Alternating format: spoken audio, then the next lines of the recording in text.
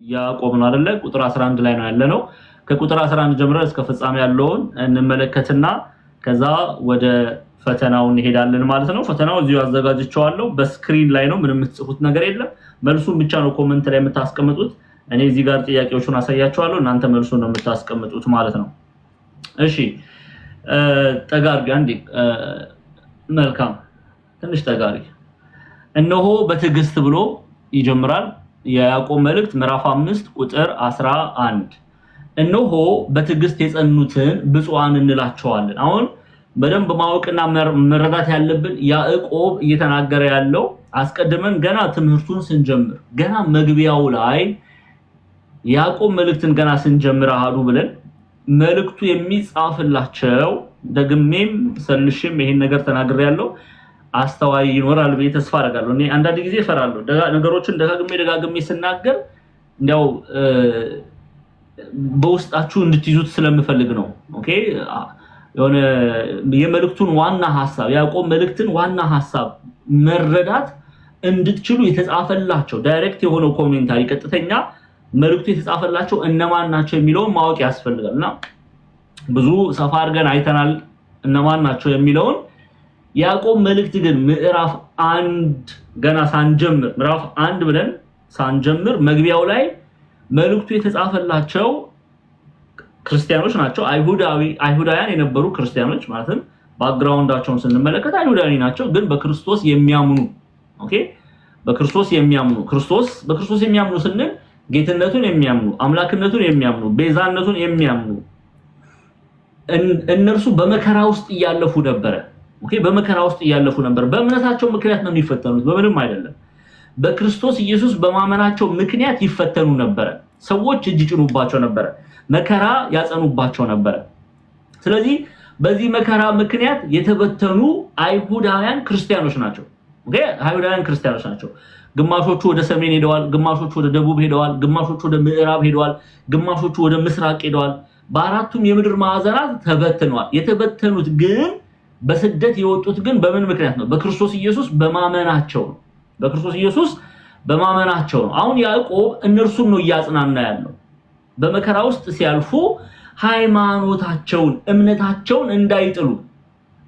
አንዳንድ ጊዜ ሰዎች በመከራ ውስጥ ሲያልፉ በቃ እግዚአብሔር አምላክ የለም ሲሉ እንሰማለን አይደል? ይሄ ከቶ ስህተት ነው። እንዲህ ማለት የለብንም። በእምነት መጽናት አለብን። እኛ የምናመልከው ኢየሱስ ክርስቶስን እግዚአብሔር የምናመልከው ነገሮች ሲመቻቹልን ብቻ አይደለም፣ ነገሮች ሲደላደሉልን ብቻ አይደለም። በፈተና ውስጥ እያለፍንም እንደ ሐዋርያት ልናመሰግነው ልንዘምርለት ይገባል። ይሄ የእምነት ጽናትን ነው የሚያሳየው። ኦኬ ነገሮች ሁሉ በቃ መልካም በሆነ ጊዜ ብቻ አይደለም እግዚአብሔርን እንድናመልከው ስሙን እንድንጠራ እንድናወድሰው የተጠራ ነው። ሰይፍ ሲነሳም እምነታችንን አጽንተን መያዝ መቻል አለብን። በፈተና ውስጥ ሆነን እንኳን ልንዘምር ያስፈልጋል፣ እግዚአብሔርን ልናመሰግን ያስፈልጋል። አንተ ጌታ ነህ፣ አንተ አምላክ ነህ፣ አንተ መሲህ ነህ፣ አማናዊው መሲህ አንተ ነህ፣ አንተ በእውነትም ኢየሱስ ክርስቶስ ነህ። ማለትም እግዚአብሔር ምን ማለት ነው? ኢየሱስ ክርስቶስ እግዚአብሔር መድኃኒት ነው፣ አዳኝ ነው፣ ፈዋሽ ነው ማለት ነው። ይሄንን እውነት ልንመሰክር ያስፈልጋል። አይታችኋል በሐዋርያት ሥራ ምዕራፍ 7 ላይ እስጢፋኖስ ሊቀ ዲያቆን እስጢፋኖስ በሐዋርያት ሥራ ምዕራፍ 7 ገብታችሁ አንብቡት። በክፉ አይሁዳውያን ፊት ቆሞ በመከራ ሰዓት ስለማን ይመሰክር ነበር? ስለ ክርስቶስ ይመሰክር ነበር። አይሁዳውያን በሸንጎ አቅርበውት ፍርድ እንዲቀልልህ የምትናገረው ነገር ምን አለ ብለው ቢጠሩት እርሱ ምን አደረገ? ነገረ ክርስቶስን ይነግራቸው ነበር። ከዘመነ ብሉይ ጀምሮ ስለ ክርስቶስ አባቶቻችን ያስተማሩትን ትምህርት ይነግራቸው ነበር፣ ይመሰክር ነበር። እምነት እንደ እስጢፋኖስ፣ እምነት እንደ ሐዋርያቱ እንዲህ ነው ገንዘብ ልናደርግ የሚያስፈልገው። አሁን ያዕቆብ እነዚህ አይሁዳውያን ባክግራውንዳቸው አይሁዳውያን ናቸው፣ ግን ክርስቲያኖች ናቸው። በክርስቶስ በማመናቸው ምክንያት ግን መከራ እየደረሰባቸው ስለነበረ ያመሰግናቸዋል፣ ያጸናቸዋል፣ ያበረታቸዋል። ለምን? አንደኛ መምህራቸው ነው፣ ወንድማቸው ነው፣ አባታቸው ነው። ኦኬ በመከራ ሰዓት እምነታቸውን እንዳይጥሉ እግዚአብሔር አምላክ ለሚወዱት ያዘጋጀውን የድል አክሊል እንዲቀናጁ እምነታቸውን አጥብቀው ይይዙ ዘንድ ይመክራል። ግን እነሱን ብቻ አይደለም የሚመክረው። ያዕቆብ መልእክት ምንም ዳይሬክት ኮሜንታሪው ለነሱ የተጻፈ ቢሆንም ዩኒቨርሳል ኢፕስትል ነው። ኦኬ ዩኒቨርሳል ኢፕስትል ዓለም አቀፋዊ መልእክት ነው። ለኔና ለናንተም የተላከ መልእክት ነው። ስለዚህ በእነርሱ ውስጥ እኔና እናንተን የሚነካና በመከራ ውስጥ በፈተና ውስጥ በመሰደድ ውስጥ በመገደል ውስጥ ማንን ግሎሪፋይ ልናደርግ ያስፈልጋል? ማንን ልናከብር ያስፈልጋል? እግዚአብሔር አምላክ። አሁን ያዕቆብ ያንን ነው የሚናገራቸው። ስሙ እነሆ በትዕግስት የጸኑት ብፁዓን እንላቸዋለን አለ። በምን የጸኑትን ነው ብፁዓን የምንላቸው? የታገሱ እስከ ፍጻሜ ድረስ መከራ ቢፈራረቅባቸው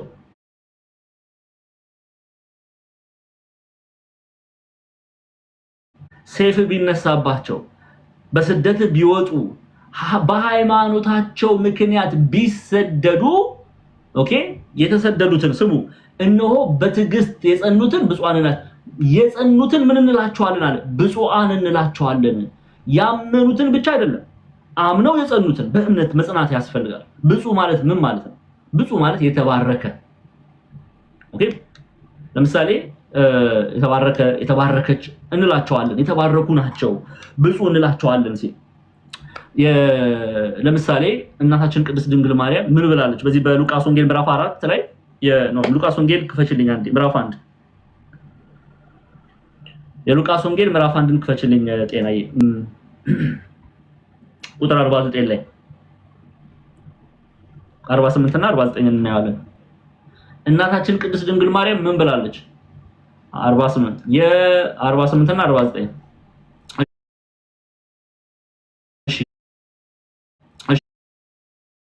ትውልድ ሁሉ ምን ይሉኛል? ብጽዕት ይሉኛል፣ የተባረክሽ ይሉኛል፣ የተመሰገንሽ ይሉኛል፣ የከበርሽ ይሉኛል።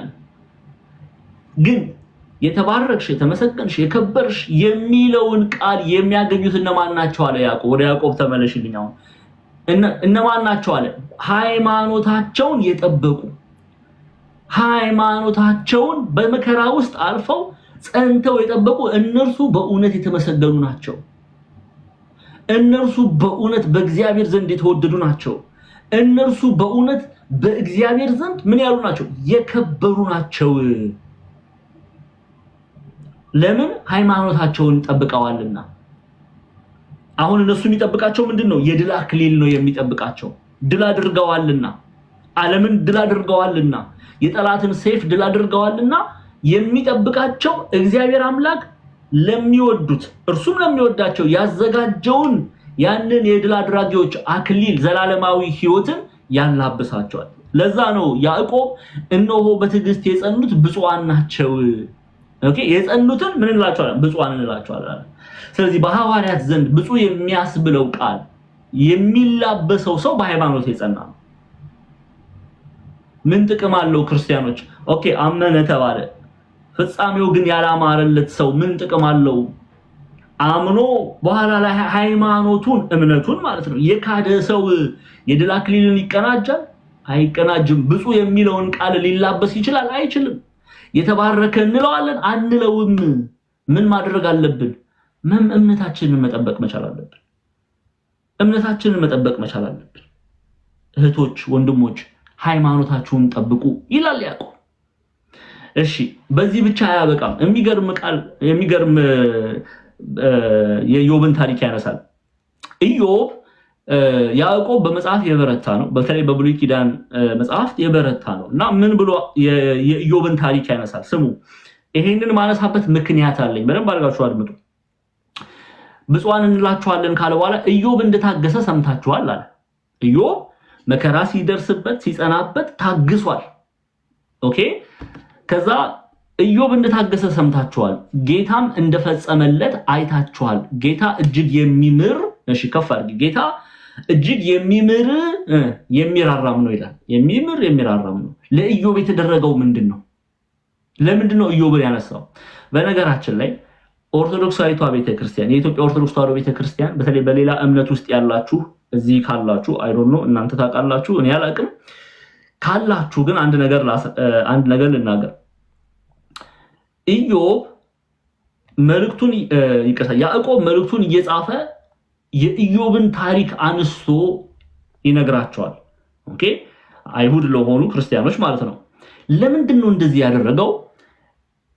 የኢዮብ ታሪክ ለነሱ የእምነት ማጎልበቻ ነው። በደንብ ስሙኝ።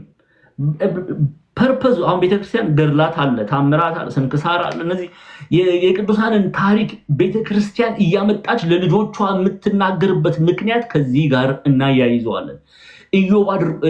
ያዕቆብ አድርጎታል። ያዕቆብ የቅዱሳኑን ታሪክ እያነሳ ኢዮብ እንዲደርሶበት መከራ ደርሶበት ግን ጸንቶ ከእግዚአብሔር ዘንድ ይሄንን አግኝቷል እያለ ያዕቆብ ይናገራል። እንዲሁም ልጆቿን ቤተክርስቲያን የቅዱሳኑን ገድላትን ታምራቱን ስንክሳሩን አንስታ ብትናገር የቅዱሳኑ ሕይወት ኢዮብን አምልኩ እያለች አይደለም።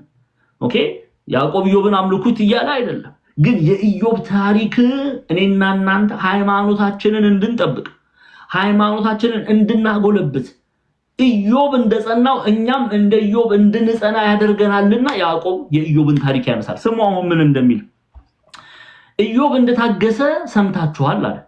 ጌታም እንደፈጸመለት አይታችኋል። ጌታ እጅግ የሚምር የሚራራም ነው። በመታገሱ ኢዮብ ምን አገኘ? እስቲ ጤና ኢዮብ 42 ላይ ሂጅልኝ። ከቁጥር 12 ጀምረን መጽሐፈ ኢዮብን ክፈችልኝ። ኢዮብ በመታገሱ ከእግዚአብሔር ዘንድ ምን አገኘ?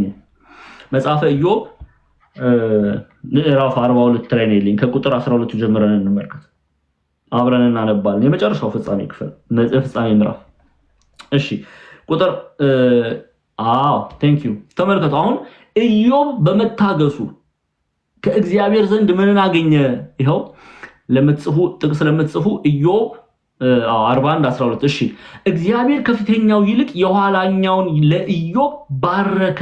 14,000 በጎች 6,000 ግመሎች 1,000 ጥማድ በሬ 1,000 እንስት አህዮች ነበሩት ይላል።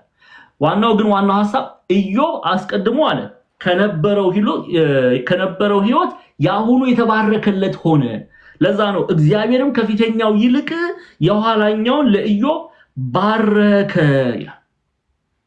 ከፊተኛው ይልቅ የኋላኛው። ለምን ህይወቱ የተባረከ የሆነው ለምንድን ነው? ኢዮብ ጠብቋል፣ እግዚአብሔርን አልተሳደበም። በፈተና ውስጥ ቢያልፍ መከራ ቢደርስበት እግዚአብሔርን በክፉ አልተመለከተም። እምነቱን አልጣለም። በእግዚአብሔር ላይ ያለውን እምነት አልጣለም። እግዚአብሔር ሰጠ፣ እግዚአብሔር ምን አለ ነበር? እግዚአብሔር ነሳ፣ እግዚአብሔር ወሰደ፣ እግዚአብሔር ሰጠ እንጂ በእግዚአብሔር ላይ ክፉን ሲያደርግ አትመለከቱትም። ስለዚህ ምንድነው እያለን ያለው? ወደ ያዕቆብ ተመለሽልኝ። ያዕቆብ የኢዮብን ታሪክ ጠንቅቆ ያውቃል፣ በመጽሐፍ የበረታ ነው። ስለዚህ የኢዮብን ታሪክ እያነሳ ኢዮብን አራያ ያደርጉ ዘንድ ይመክራቸዋል።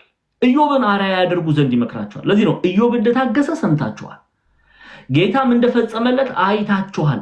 ጌታ እጅግ የሚምር የሚራራም ነው ይለናል። ለምን? አስቀድሞ ለኢዮብ የተደረገለትን በረከት፣ ለኢዮብ የተደረገለትን ምህረት፣ ለኢዮብ የተደረገለትን ከቀድሞ ከነበረው ህይወት አሁን ያለው የሚበልጥ በረከት በኢዮብ ቤት እንደገባ ይነግራል። ይሄ ሁሉ ግን የሆነው ለምንድን ነው? ኢዮብ ስለታገሰ ነው። እግዚአብሔርን ስለጠበቀ ነው። ታዲያኛ ምንድነው የምንማረው? አሁን ለምንድን ነው እኔና እናንተን ይሄንን የሚነግረን ያዕቆብ? እኛም እንድንታገስ ነው። አሁን ደስ ይላል። ሁላችንም አሁን ኢዮብን የሚወድብን ሁላችንም አንድ ቁጥር እንጽፋለን። እኔ ወደዋለሁ። ኢዮብ ያገኘውን በረከት ግን ለማግኘት ምን ማድረግ አለብን? በእምነት መታገስ መቻል አለብን። እኛ እኮ ገና እንቅፋት እግራችን ሲመታ ነው እግዚአብሔር የምንሳደባል፣ እግዚአብሔር የለም የምንል ክርስቲያኖች። በማንኛውም የህይወት ጎዳና በምናልፍበት በማንኛውም የህይወት ጎዳና ላይ እግዚአብሔርን እንጠብቀው። የሆነ ነገር በህይወታችን ውስጥ የሆነ የጎደለ ነገር ሊኖር ይችላል። እኔ አላቅም፣ እናንተ ታውቃላችሁ። ኦኬ የስራ ጎድሎ ሊሆን ይችላል፣ ወይም ደግሞ የጤና ጉዳይ ሊኖር ይችላል። በተለያየ ህይወት ውስጥ እናልፋለን። አሁን ላይ ኦኬ የታመመብን ሰው ሊኖር ይችላል። በነገሮቻችን ሁሉ እግዚአብሔርን እናስገባው፣ እግዚአብሔርን እንጠብቀው። እግዚአብሔር አምላክ ኢዮብ እግዚአብሔርን እንደጠበቀ ኦኬ እኛም እምነታችን ሃይማኖታችንን ጠብቀን የእግዚአብሔርን አዳኝነት የእግዚአብሔርን ፈዋሽነት እስከ ጠበቅን ድረስ እግዚአብሔር አምላክ ኢዮብን እንደባረከ በዚያው መባረክ እኔና እናንተን የማይባርክበት ምንም ምክንያት የለም። ስለዚህ ኢዮብን ምሳሌ አድርጎ ያነሳላቸዋል። እኛም እንደ ኢዮብ እምነታችንን እንድንጠብቅ ይመክረናል። ያዕቆብ ምዕራፍ 5 ቁጥር 11 የሚናገረው ይሄንን ነው። ስለዚህ ኢዮብ ኢዮብ እንደታገሰ ሰምታችኋል፣ ጌታም እንደፈጸመለት አይታችኋል። ጌታ እጅግ የሚምር የሚራራም ነው። ምንድነው የፈጸመለት? ቅድም ያየነው የመጽሐፈ ኢዮብ ምዕራፍ 42ን ከቁጥር 12 ጀምራችሁ አንብቡት። የተባረከውን በረከቱን ነው እየተናገረ ያለው ያዕቆብ የመጽሐፈ ኢዮብን ታሪክ አንስቶ አይታችኋል፣ ጌታ እጅግ የሚምር የሚራራ ነው አይታችኋል ሲል በረከቱን አይታችኋል፣ ኢዮብ ያገኘውን በረከት አይታችኋል፣ በምን አይነት መባረክ እንደተባረከ አንብባችኋል እያላቸው ነው። እሺ ቀጣዩ ቁጥር 12 ላይ ነው ይልኝ። አሁን ይሄን ከነገራቸው በኋላ ከሁሉም በፊት ወንድሞቼ ሆይ በሰማይ ቢሆን በምድርም ቢሆን በሌላም መሐላም ቢሆን በምንም አትማሉ፣ ነገር ግን ከፍርድ በታች እንዳትወድቁ ነገራችሁ አዎን ቢሆን አዎን ይሁን፣ አይደለም ቢሆን ደግሞ አይደለም ይሁን ይላል። ይሄ ጌታ በወንጌል አስተምሮናል። ኦኬ በዚህ በማቴዎስ ወንጌል ምዕራፍ 5 ቁጥር 33 ላይ አንድ የማቴዎስ ወንጌል ስለ መሐላ ጌታችን መድኃኒታችን ኢየሱስ ክርስቶስ በማቴዎስ ወንጌል ምዕራፍ 5 ቁጥር 33 እስከ 37 ያለውን ክፍል እንመልከት። ከዛ ለምንድን ነው ይሄ የሆነው የሚለውን እናያለን። በተለይ ቅዱስ ዮሐንስ አፈወርቅ በዚህ ክፍል ላይ ስለ መሐላ ያስተማረውን ክፍል እናያለን። ማቴዎስ ወንጌል ምዕራፍ 5 ቁጥር 33 ደግሞም ለቀደሙት በውሸት አትማል፣ ነገር ግን መሐላዎችህን ለጌታ ስጥ እንደተባለ ሰምታችኋል አለ። እሺ ከፍ አድርጊ ቁጥር 34 እኔ ግን እላችኋለሁ አለ ጌታችን መድኃኒታችን ኢየሱስ ክርስቶስ ነው። እኔ ግን እላችኋለሁ ከቶ ምን አትበሉ አትማሉ። ክርስቲያን ከቶ መማል የለበትም። ምን ማለት ነው? በእግዚአብሔር ስም አንዳንድ ሰው እንደው አመል ሆኖበት በቃ ለትንሹም ለትልቁም ነገር የእግዚአብሔርን ስም ሲያነሳ፣ የቅዱሳን መላእክትን ስም ሲያነሳ፣ የቅዱሳኑን ስም ሲያነሳ የሚውላል። ይህ ከቶ ስተት ነው። ክርስቲያን ምን ማድረግ አለበት የሚለውን ተመልከቱ። እንግዲህ እላችኋለሁ ከቶ አትማሉ፣ በሰማይ አይሆንም የእግዚአብሔር ዙፋን ነውና ይላል። እሺ በምድርም አይሆንም የእግዚአብሔር መረገጫ ናትና፣ በኢየሩሳሌምም የታላቁ ንጉስ ከተማ ናትና። በራስህም አትማል። እሺ ከፍ እያደረግሽው ጤና ቶሎ ፕሊዝ። በራስህም አትማል፣ አንዲቱም ጠጉር ነጭ ወይም ጥቁር ልታደርግ አትችልምና። ነገር ግን ምን ይሁን መልስ? ነገር ግን ቃላችሁ አዎን ወይም ደግሞ አይደለም ይሁን፣ ከነዚህ የወጣ ከክፉ ነው ይላል። ለምን? ቅዱስ ዮሐንስ አፈወርቅ የቤተክርስቲያናችን አባት ስለ መሐላ ሲያስተምሩ ይላል ከቶ አትማሉ ይላል። የጌታችን እንዳስተማረንም መልሳችን ሁል ጊዜ አዎ ወይም ደግሞ አይደለም ወይም እውነት ወይም ሐሰት ነው ማለት ያለብን። ለምንድን ነው ከቶ እንዳትምሉ የተባለው ሲል ዮሐንስ አፈወርቅ ይላል። ለምሳሌ አንዳንድ ሰዎች የእግዚአብሔርን ስም ይጠሩና መሐላ ላይ ይምላሉ። እንዲህ በቃ በተጨነቁ ሰዓት፣ በጠበባቸው ሰዓት፣ ባልተረጋጉ ሰዓት ይምላሉ። በእግዚአብሔር ስም እንደዚህ ያደርጋለሁ ብሎ ይምላሉ። ከዛስ በኋላ ወደ ልባቸው ሲመለሱ ይላል ወደ ልባቸው ሲመለሱ ሲረጋጉ የማሉት ነገር በስሜት ተነሳስተው ነው የማሉትን ነገር መፈጸም ማድረግ አይችሉም። ስለዚህ ምን ይሆናል ማለት ነው? ኃጢአት ሆኖ ይቆጠርባቸዋል። አልገጠማችሁም? እንደዚህ አይነት ሰዎች አንዳንድ ሰው በእግዚአብሔር ስም እንደው እኮ ነው በቃ አንቺን በጣም ነው እኮ የምወድሽ አፈቅርሻለሁ ምናምን ይሉና ኦኬ ከዛው መሐላ ይገባል። ከዛስ በኋላ ቤተክርስቲያንም ተኪዶ ምንም መሐላ የሚገቡ ሰዎች አሉ። ከዛስ ያንን ነገር ወደ ህይወታቸው ሲመለሱ የህይወት ተግዳሮት ሲመጣ የገቡትን መሐላ መፈጸም አይችሉም። ባለመቻላቸው የእግዚአብሔርን ስም ጠርተው ዋሽተዋልና ኃጢአት ሆኖ ይቆጠራል። ንስሐ መግባት አለብን። ሁላችንም እንዲህ ካደረግን ንስሐ መግባት አለብን። ስለዚህ ጌታችን መድኃኒታችን ኢየሱስ ክርስቶስ ብዙ ነን ይላል ሕዝቅኤል። እየገባችሁ ነው አባታችን ያዕቆብ አትማሉ ሲል ከዚህ አኳያ ነውና ምን ማድረግ ነው ያለብን ታዲያ? ክርስቲያን እሺ ወይም እምቢ፣ አዎን ወይም አይደለም ነው ማለት ያለበት። በስሜት ተነሳስቶ ወይም ደግሞ ከገባበት ፈተና ለመውጣት ሲል የእግዚአብሔርን ስም እየጠራ መማል የለበትም ወደ ኃጢአት ይመራልና ያ የተናገርነውን ነገር ማንፈጽመው ከሆነ ወደ ትልቅ በደል ኃጢአት ይመራልና ከቶ እንዳትምሉሽ በማወቅ ይቀሳ ባለማወቅ ከዚህ በፊት ያደረጋችሁት ያ ያለፈው ህይወት ይበቃል። ከዚህ በኋላ ግን ወደፊት ስንዘረጋ ምንድነው የምናደርገው? የኋላችንን እየረሳን ወደፊት እንዘረጋለን። ንስሐ ገብተን ከዚህ በኋላ በሚኖረን ህይወት ተመራችኋልና አሁን ወይም አይደለም እንጂ ማለት ያለብን መሐላ ከቶ አይቻልም። አዎ አንዳንዱ ሰው በጣም የታቦት ስም ይጠራል፣ የቅዱሳኑን ስም ይጠራል፣ የመብርሃንን ስም ይጠራል፣ የመላእኩን ስም ይጠራል፣ የእግዚአብሔርን ስም ይጠራል። አይቻልም። ክርስቲያን አሁን ወይም ምን ማለት ነው ያለበት? አይደለም እሺ ወይም እምቢ ነው ማለት ያለበት እንጂ እየጠራ መሐላ መግባት የለበትም ይላል። ያዕቆብም አለ ሊቁ ቅዱስ ዮሐንስ አፈወርቅም ይህንን ያዕቆብን መልእክት እንዲህ ባለ ሁኔታ ይገልጽልናልና መሐላ የተከለከለ ነው። ይሄን እንድናውቅ እሺ ቁጥር 13 ላይ እንሂድ። ቁጥር 13 ላይ እሺ ከእናንተ መከራን የሚቀበል ማንም ቢኖር እርሱ ይጸልይ፣ ደስ የሚለው ማንም ቢኖር እርሱ ምን ይበላል? ይዘምር። አሁን እስቲ በግልጽ እኔና እናንተ ይሄም ንስሐም ይሆነናል። አሁን ስንቶቻችንን መከራ ሲደርስብን እንደ አባቶቻችን አሁን ወደ ትምህርት ወደ ይሄን ክፍል ወደ ማብራራት ከመሄዴ በፊት እስቲ ሐዋርያቱን የሚወድ አንድ ቁጥር ይጻፍ። ሐዋርያቱን የሚወድ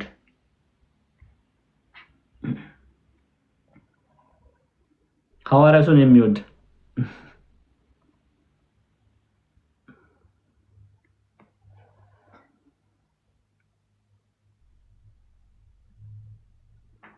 ሐዋርያቱን የሚወድ እሺ ጻፉ። አትወዷቸውም እንዴ? እነ ጳውሎስን እነ ጴጥሮስን አትወዱም? እነ ዮሐንስን እነ ያዕቆብን? እሺ ያዕቆብ ምን አለ? አንድ ቁጥር እሺ አሁን ስሙ። ከእናንተ መከራ የሚቀበል አለ።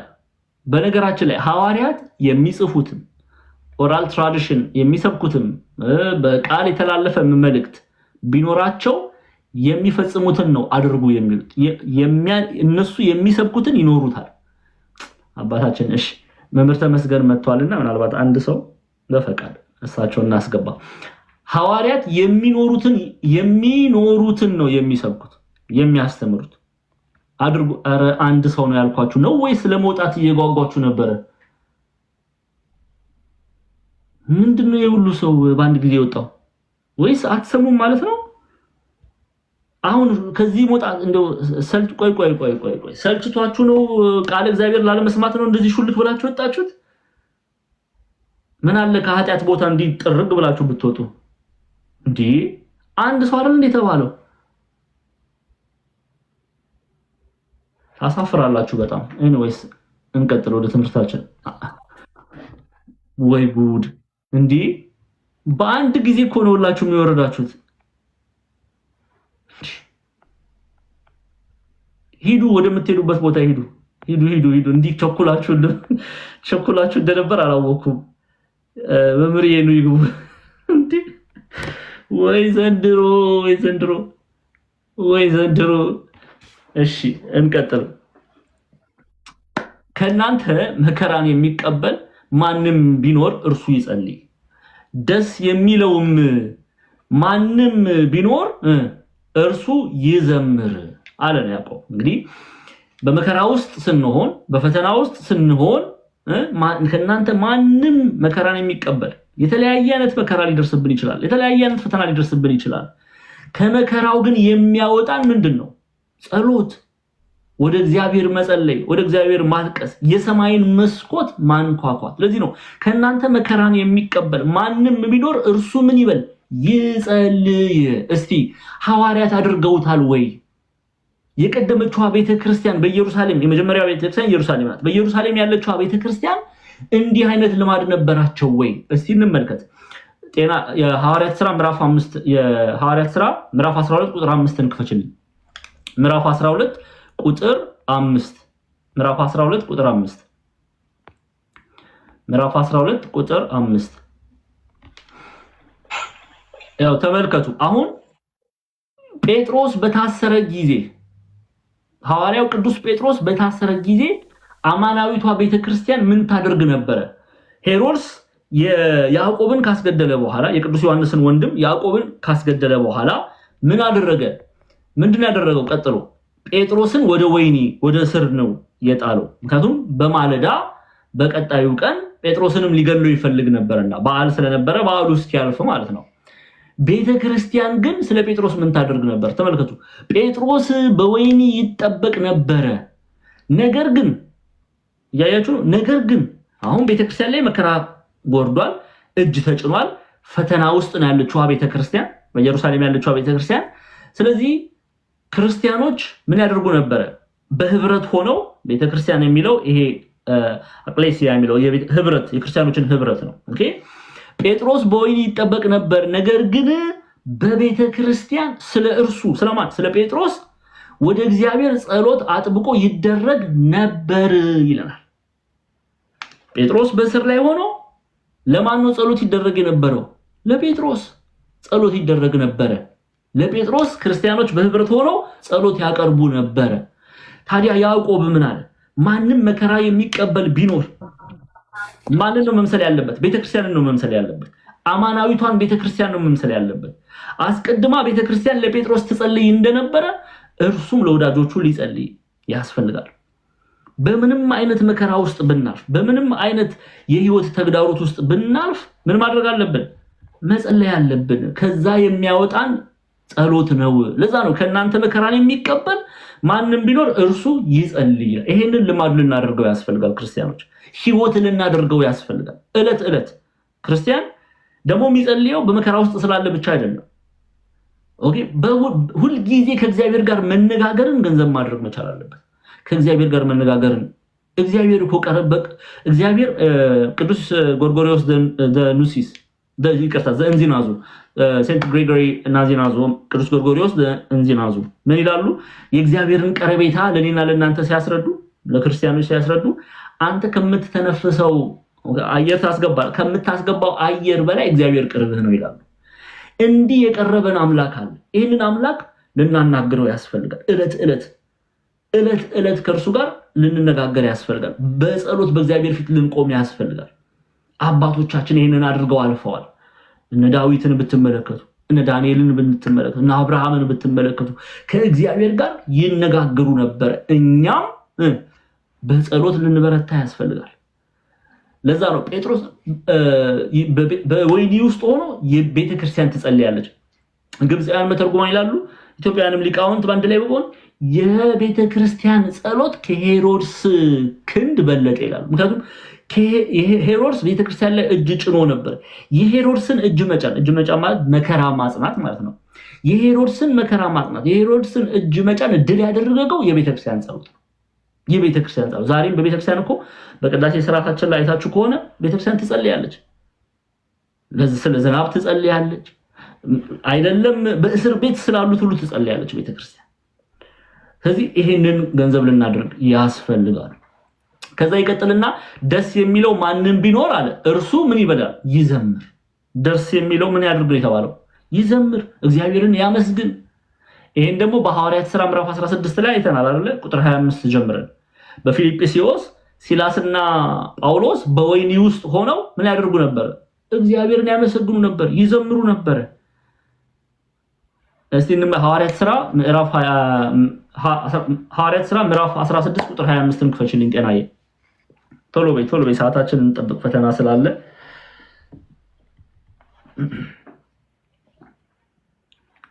ሐዋርያት ሥራ ምዕራፍ 16 ቁጥር 25። እሺ ጠጋ አድርጊው።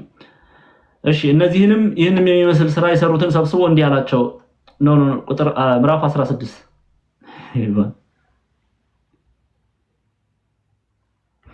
ሐዋርያት ሥራ ምዕራፍ 16 ቁጥር 25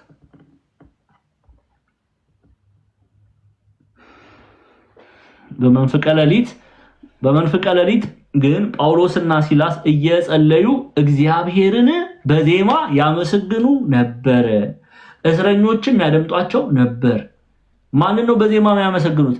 እግዚአብሔርን ታስረዋል እኮ እግሮቻቸው ታስረዋል እኮ በወይኒ በውስጠኛው ክፍል ነው የተጣሉት እኮ በጨለማ ውስጥ ነው ያሉት ግን እግዚአብሔርን ሲያመሰግኑ እናያለን ወንድሞቻችን አባቶቻችን መምህራኖቻችን ተመልከቱ እነርሱን ለመምሰል ነው የተጠራ ነው እኛ በሁሉ ነገር አመስጋኞች መሆን መቻል አለብን እንደ ኢዮብ ይሄንን ይነግረናል ያዕቆብ አመስግኑ እሺ አሁን ያዕቆብ ይሄንን መልእክት ሲጽፍ በምን አይነት ማይንድ ሴት ውስጥ ሆኖ ነው እየጻፈ ያለው እነዚህ አይሁዳውያን ክርስቲያኖች መከራ እየደረሰባቸው ነው እየተሰደዱ ነው እየተገረፉ ነው እጅ የተጫነባቸው ነው በዚህ ውስጥ ግን ምን ማድረግ አለባችሁ ያለ ነው መጸለይ እግዚአብሔርን ማመስገን እንጂ ማማረር ማጉረምረም በእግዚአብሔር ላይ ክፉ ቃል መናገር እንደሌለባቸው ይመክራቸዋል እንደ የተሰሎንቄ ምዕመናን ይመስሉ ዘንድ ይመክራቸዋል አይታችሁ አይደል ቅዱስ ጳውሎስ በዚህ በአንደኛ ተሰሎንቄ አንደኛ ተሰሎንቄ ክፈችልኝ ጤናዬ ይሄን አይተን እንቀጥላለን ወደ ቀጣይ ክፍል አንደኛ ተሰሎንቄ ቁጥር 5 6 7 እንመልከት አንደኛ ተሰሎንቄ ሰሜናዊ ግሪክ ማለት ነው ዛሬ ላይ እሺ ይሁን ወንጌላችን በኃይልና በመንፈስ ቅዱስ በብዙ መረዳት እንጂ በቃል ብቻ ወደናንተ አልመጣምና በእናንተ ዘንድ ስለእናንተ እንዴት እንደነበርን ታውቃላችሁ አይ ቲንክ ሰኞ ዕለት ይሄን በስፋት አይተናል ለምን እንዲህ እንዳለ ቀጣይ ቁጥር እንሂድ ደግሞ እናንተ ቃሉን በብዙ መከራ ከመንፈስ ቅዱስ ደስታ ጋር ተቀበላችሁ ምን ማለት መሰላችሁ የሐዋርያት በተሰሎንቄ ገብተው ወንጌልን ሲሰብኩ እሺ ወንጌልን ሲሰብኩ ደግሞ እናንተ ቃሉን የሚለው ወንጌልን ነው ኦኬ ወንጌልን ቃሉን በብዙ መከራት ከመንፈስ ቅዱስ ደስታ አሁን ምን ማለት ነው ከመንፈስ ቅዱስ ደስታ ጋር ተቀበላችሁ ሲል መከራ ቢደርስብን ወንጌል በመቀበላችን ብንገደል ወንጌል በመቀበላችን ብንሰደድ ወንጌል በመቀበላችን ብንገረፍ ወንጌል በመቀበላችን እጅ ቢጫንብን ቃሉን በብዙም ከመከራ ከመንፈስ ቅዱስ ደስታ ጋር ተቀበላችሁ ሲል የእግዚአብሔር የመንፈስ ቅዱስ ኦኬ ጸጋ እግዚአብሔርን መንፈስ ቅዱስን መቀበል ዓለም ከምትጭንብን እጅ ይበልጣል ይሄ ይበልጣል የእግዚአብሔር ልጅ ተብሎ መጠራት ይበልጣል አንገታችን ቢቆርጡን ይቆርጡን የእግዚአብሔር ልጆች ተብሎ መጠራት ይበልጣል አላችሁ ለዛ ነው መከራ ከመንፈስ ቅዱስ ደስታ ጋር ተቀበላችሁ እኛንና ጌታን የምትመስሉ ሆናችሁ ደግሞ ይላችኋል አሜን ብሎ ተቀበሉ በደስታ ተቀበሉ መከራ ቢደርስብን መሰደድ ቢደርስብን እጅ መጫን ቢደርስብን ሴፍ ቢመዘዝብን በመንፈስ ቅዱስ የሚገኘው ጸጋ እግዚአብሔር ይበልጣል የእግዚአብሔር ልጅነት ይበልጣል የእግዚአብሔር ልጅ ተብሎ መጠራት ይበልጣል ብላችሁ መከራውን ፈተናውን ስደቱን ተቀበላችሁ በጸጋ ተቀበላችሁ በነገራችን ላይ በተሰሎንቄ የተሰሎንቄ ምድር በጣም ብዙ የክርስቲያኖች ደም ፈሷል ብዙ ሰማዕታት ዋጋ ከፍለውበታል ስለማን ስለ ኢየሱስ ክርስቶስ ሃይማኖታችንን እምነታችንን አንክድም በማለታቸው ተገድለዋል ስለዚህ ከዚህ ሁሉ ግን ምን ይበልጣል አሉ የእግዚአብሔር ልጅነት ይበልጣል እምነታችን ይበልጣል በክርስቶስ ኢየሱስ ላይ ያለን እምነታችን ይበልጣል የእርሱ ልጅ ተብሎ መጠራት ይበልጣል ብለው ለሰማዕትነት ቆሙ ያንን ጳውሎስ ሪኮግናይዝ ስላደረገ እኛንና ጌታን የምትመስሉ ሆናችኋል አያችኋል በመከራ ሲያግሮመርሙ አይደለም የምታዩት በመከራ ሐሴት ሲያደርጉ ነው የምታዩት እግዚአብሔርን ሲያመሰግኑ ነው የሚያዩት እግዚአብሔርን ሲሰድቡ አታዩ ዛሬ እኛ እንዴት ነው ምንድነው የምናደርገው ትንሽ ነገር ቢደርስብን እኮ በቃ የለህም ያባቶች አምላክ ነው ማለት የእግዚአብሔርን መኖር የምንጠራጠር በጣም ብዙ ሰዎች አለን በምን ምክንያት መከራ ስለደረሰብን እኔና እናንተ ላይ